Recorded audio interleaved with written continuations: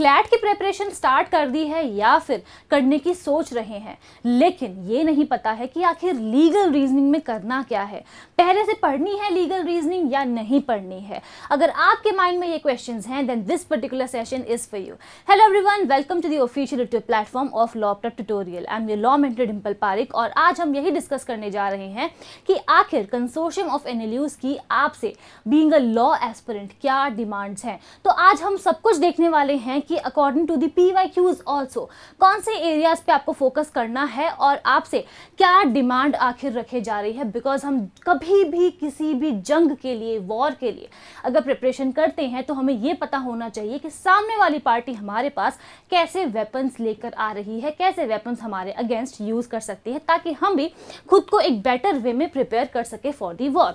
So without wasting any time let's get started. सबसे पहले अगर आपको नहीं पता है तो मैं बता दूं कि अभी तक का जो हमारा पैटर्न है वो बताता है कि आपको लीगल रीजनिंग में पैसेजेस देखने को मिलेंगे, जहां पे पैसेजेस की लेंथ वेरी कर सकती है from 350 words to 450 words, depend करता है एग्जामिनर पे। आपसे ये कहा जाएगा कि इन पैसेजेस को रीड करके आप इन्फर कर पाओगे, आप निकाल पाओगे, कंक्लूड कर पाओगे कि आखिर आपका आंसर क्या होने वाला है। बट क्या ये रियलिटी है, ये तो हम बाद में in the end of the video discuss करेंगे। पहले ये जानते हैं कि आखिर आपका पेपर पैटर्न क्या होने वाला है। लीगल रीजनिंग एक बहुत ही मेजर वेटेज रखता है आपकी क्लैट की प्रिपरेशन में। अराउंड 25% जो आपका पेपर है वो लीगल पे आने वाला है, जहां यू कैन एक्सपेक्ट 28 से लेकर 32 क्वेश्चंस। अब ये क्वेश्चंस कैसे होंगे? ये प्रिंसिपल फैक्ट बेस्ड क्वेश्चंस हो सकते हैं, ये असर्शन रीजनिंग बेस्ड क्वेश्चंस हो सकते हैं, ये सिंगल लाइन जो हमारे क्वेश्चंस होते हैं जैसे कि what is the conclusion of this passage, या हम क्या असर्शन निकाल पा रहे हैं, इस टाइप के क्वेश्चंस भी हो सकते हैं। And it can also include legal GK questions. तो इन सभी बातों का हमें ध्यान रखना है फर्स्ट ऑफ ऑल। सेकेंडली, कितने पैसेजेस हमें देखने को मिलेंगे, इट मे ऑल्सो वेरी। तो 4 से लेकर 6 पैसेजेस तक हमें देखने को मिल सकते हैं, डिपेंड करता है कि आखिर कितने क्वेश्चंस और कितने पैसेजेस हमें गिवन है। लेकिन हाँ, 32 क्वेश्चन से ज्यादा तो हमें नहीं ही पूछने वाले हैं। Now coming to a very important question कि लीगल रीजनिंग को अगर आपको क्रैक करना है तो आपके अंदर कौन सी स्किल्स होनी चाहिए। सबसे पहले आपकी जो रीडिंग स्पीड है वो अच्छी होनी चाहिए एंड रीडिंग कॉम्प्रिहेंशन अच्छा होना चाहिए। जब आप किसी पैसेज को पढ़ रहे हो तो क्या आप इन्फर कर पा रहे हो, क्या आप आइडिया लगा पा रहे हो कि इस पैसेज में कौन सा लीगल प्रिंसिपल छुपा हुआ है, और अगर मुझे इस लीगल प्रिंसिपल को किसी सिमिलर फैक्ट पे अप्लाई करना हो तो क्या होगा। यानी कि यहाँ आपको सोचना है एक वकील की तरह, एक एडवोकेट की तरह।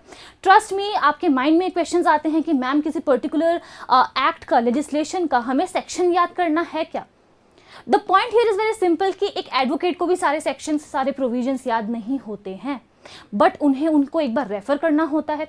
और जैसे ही वो रेफर करते हैं वो अपने माइंड में एक सिनेरियो क्रिएट कर लेते हैं कि ओके, अगर प्रीवियस प्रेसिडेंट्स जो हमारे रहे हैं उसमें कोर्ट ने ऐसा कहा है और मेरे पास अगर मेरा क्लाइंट कोई पर्टिकुलर केस लेकर आया है तो मुझे कैसे अप्लाई करना होगा इस लीगल प्रिंसिपल को, ताकि मुझे जो फेवरेबल आउटकम है वो मिल सके। तो वैसा ही दिमाग आपको भी यहाँ पर लगाना है, जहाँ आपके अंदर एक क्रिटिकल थिंकिंग की एक्टिवेशन होनी चाहिए। जो रूल आपको दिया है, जो लीगल प्रिंसिपल आपको प्रोवाइडेड है, उसको एक सिचुएशन पे कैसे अप्लाई करना है वो हमें आना चाहिए। ये आपकी कोर स्किल्स हैं जिन्हें आपको सबसे पहले डेवलप करना होगा। Now coming to a very important thing कि ये जो पैसेजेस हैं इसमें आपको कैसे क्वेश्चंस पूछे जा सकते हैं, what type of passages can you expect. तो अगर हम प्रीवियस ईयर क्वेश्चन पेपर्स को देखें, जीएसटी पे भी क्वेश्चंस आए थे, सेम सेक्स मैरिज पे भी क्वेश्चंस पूछे गए थे कि आखिर इंडिया में इसका क्या रिकॉग्निशन है या नहीं है। प्रीएम्बल पे क्वेश्चंस आए हैं, फैमिली लॉ पे क्वेश्चंस आए हैं, पॉक्सो एक्ट पे क्वेश्चंस आए हैं, जेजे एक्ट पे क्वेश्चंस आए हैं, स्टैटिक लीगल तो है ही। इसका मतलब ये है कि जो भी प्रिंसिपल गिवन है, ठीक है, जितने भी लॉज एग्जिस्ट करते हैं और जितने भी लीगल डेवलपमेंट्स हमारे अराउंड हो रहे हैं, वो सब कुछ हम एक्सपेक्ट कर सकते हैं हमारे पेपर में। चाहे वो एक ऐसा बिल हो जो कि पार्लियामेंट पास कर सकती है, चाहे कोई ऐसा लॉ हो जिसको हमने पास कर दिया है और प्रेसिडेंट का एसेंट मिल चुका है, कोई ऐसा जजमेंट हो सकता है जो आ सकता है, जैसे कि सबरीमाला का जो अभी जजमेंट है उसको सुप्रीम कोर्ट ने रिजर्व किया है। तो ये भी हो सकता है कि ये पूछ ले कि व्हाट डू यू थिंक कि अब आगे क्या होगा, या फिर कौन से लीगल प्रिंसिपल्स यहाँ पर इस्टेब्लिश किए जा रहे हैं। तो हमसे ज़रूरी नहीं है कि यही पूछा जाए जो ऑलरेडी इस्टेब्लिश्ड है, जिस पे आगे जाके चर्चा होने वाली है वो भी पूछा जा सकता है। तो हमें जितने भी हमारे मॉरल एंड लीगल फिलॉसफीज हैं उनके बारे में भी पता होना चाहिए। ये इस पर्टिकुलर सेशन का हमारा मेन क्रक्स है। उसके बाद आते हैं हमारे की सब्जेक्ट्स पे। सबसे पहले आता है स्टैटिक पार्ट, जिसको हम ट्रेडिशनल लॉज भी कहते हैं। जो स्टैटिक पार्ट है उसमें Indian constitution, law of crime, law of contract and law of torts, ये तो आपको करने ही है। अपार्ट फ्रॉम दैट आता है हमारे स्पेशल लॉज। अब ये स्पेशल लॉज में हम क्या पढ़ेंगे? POCSO act, J act, family law, DV act, या कोई भी ऐसा एक्ट या लेजिस्लेशन जो अभी चर्चा में है, वो सब हमें कवर करके जाना है। अपार्ट फ्रॉम दैट आखिर अभी इस दुनिया में क्या चल रहा है, लीगल इशू कौन सा क्रिएट हो रहा है या क्या चर्चा में चल रहा है, ये सब कुछ भी हमें कवर करके जाना है। फॉर एग्जाम्पल डीलिमिटेशन के बारे में बहुत चर्चा हो रही है। फॉर एग्जाम्पल सबरीमाला के अराउंड भी बहुत चर्चा हुई है। इस ईयर की अगर हम बात करें तो डाउरी डेथ, यूथनेशिया के ऊपर बहुत चर्चा हुई है, जहां पर Harish Rana became the first person जिनको यूथनेशिया दिया गया। फिर सुप्रीम कोर्ट का एक और जजमेंट आता है जहां उन्होंने कहा कि जितने भी डॉग्स हैं जो अग्रेसिव हैं, जिनको रेबीज इन्फेक्शन ऑलरेडी है, उनको भी यूथनेशिया दिया जाए। तो यानी कि आर्टिकल 21 यूथनेशिया एक बहुत इंपॉर्टेंट टॉपिक बनता है हमारे लिए। So these are the kind of contemporary legal issues जो आपको पढ़ के जाने हैं, जिसपे क्वेश्चंस हमसे पूछे जा सकते हैं। अपार्ट फ्रॉम दैट देखो, ये जो सेशन था इसका एक छोटा सा फंडा था, और वो ये था कि पहले आपको बताया जाए कि आपसे एक्सपेक्टेशन क्या है कंसोर्शियम की और आपको क्या पढ़कर जाना है। The point here is very simple. Consortium of NLUs की वेबसाइट पे लिखा है no prior knowledge of law is required. आप बस पैसेज पढ़ो और आंसर कर दो। लेकिन अगर आपको हार्ड वर्क के साथ स्मार्ट वर्क करना है तो ये भी समझना होगा कि हमें पढ़कर जाना है लीगल रीजनिंग को, क्योंकि अगर हमारे पास प्रायर नॉलेज होगी हम एक स्पीडियर वे में उस पैसेज को कंप्लीट कर पाएंगे, हम कॉम्प्रिहेंड कर पाएंगे। And looking at the previous year question paper जो दिसंबर में ही अभी पेपर हुआ था, आपको क्या लगता है प्रायर नॉलेज की रिक्वायरमेंट है या नहीं? अगर प्रायर नॉलेज नहीं होगी, how are we going to do the questions जो हमें दिसंबर के पेपर में देखने को मिले थे ऑन जीएसटी या फिर preamble, purely legal GK questions.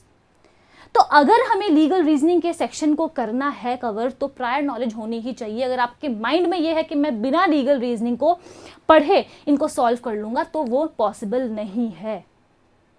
अगर कोई भी in the coming future changes आते हैं पैटर्न में, तो एलपीटी आपके पास ये इन्फॉर्मेशन सबसे पहले लेकर आएगा। लेकिन इसका मतलब ये नहीं है कि अभी के लिए हम शांत बैठ जाएं, चुप बैठ जाएं। जितनी भी इन्फॉर्मेशन हमारे पास अभी के लिए अवेलेबल है, हम उसके बेसिस पे अपनी जो प्रिपरेशन है उसको कैरी फॉरवर्ड करेंगे। आगे जो होगा वो देखा जाएगा। So the moral of the story is very simple here. आपको अपना माइंड एक एडवोकेट की तरह यूज करना है। एक प्रिंसिपल को, एक पैसेज जो गिवन है उसको पढ़ेंगे और अप्लाई करना है डिफरेंट फैक्ट्स पे, कि अगर मैं इस रूल को यहाँ अप्लाई कर दूं तो फिर मुझे क्या आउटकम देखने को मिलेगा। अपार्ट फ्रॉम दैट थोड़ा बहुत हमें लीगल जीके पे भी क्वेश्चन पे भी फोकस करना है, बिकॉज पीवाईक्यूज को देखते हुए लग रहा है कि ऐसे क्वेश्चंस आ सकते हैं। ठीक है, because we have to be prepared for the worst case scenario and that's all about it. अब जाते जाते एक और बहुत इंपॉर्टेंट मैसेज है आप लोगों के लिए। अगर आपको लग रहा है कि कैसे होगी प्रिपरेशन, लीगल जीके में क्या पढ़ना चाहिए, what is the right approach, अच्छा स्टडी मटेरियल कहाँ से मिलेगा, देन मैं बता दूं कि एलपीटी आपके लिए लेकर आ रहा है बूट कैंप। जितने भी एलपीटी सेंटर्स हैं, जितने भी बच्चे हैं, फ्री ऑफ कॉस्ट जा सकते हैं आपके नियरेस्ट एलपीटी सेंटर पे। वहाँ होने वाला है बूट कैंप। कब होगा? 26 एंड 27 ऑफ जून। आप जाइए, आप पढ़िए, आपको खुद समझ में आएगा कि किस तरीके से एक फन वे में पढ़ाई हो सकती है, जहाँ पर हमें सबसे अच्छे मटेरियल्स भी मिलने वाले हैं। So that's all for today's session. See you all in the next one. And yes, अगर आपकी कोई भी query है, feel free to drop it in the comment section below. Thank you so much.